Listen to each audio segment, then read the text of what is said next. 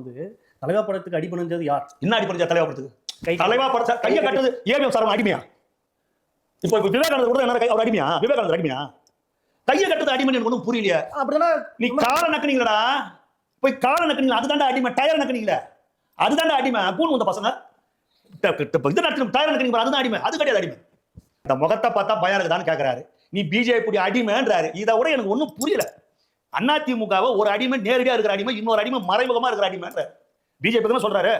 நான் ஒரு ட்ரம்ப் கட்சி பத்தியா பேசுறாரு? இல்ல இங்கிலாந்துல இருக்கிற கட்சி பத்தி பேசுறாரு? மோடி நான் யார்? பிஜேபி மோடி தானே. அதான் சொல்றாரு. இவன் ஒரு அடிமை, அவன் ஒரு அடிமை, இவன் புது அடிமை, அவன் பழைய அடிமை, இவன் நேரடி அடிமையா இருக்கிறான், இவன் மறைமுகமா அடிமையா இருக்கிறான். 3 பேரும் முக்கோண காதல். திமுக, அதிமுக, பிஜேபி முக்கோண காதல் இவனுங்க சொல்றாரா இல்லையா? அப்புறம் வெள்ளை கொடியை பிடிச்சி யார் போட்டுக்க? நீங்க எங்க வெள்ளை கொடியை பாத்துருக்கீங்களா? வெள்ளை கொடியை பாத்துருக்கீங்களா?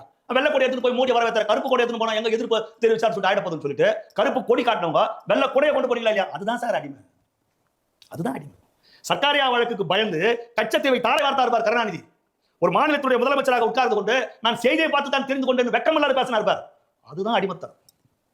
மாநில பட்டியலில் இருந்த கல்வியை தேசிய பட்டியலுக்கு மாற்றி விட்டா இருப்பார் வழக்குக்கு பயந்து கலைஞர். அதுதான் அடிமத்தம்.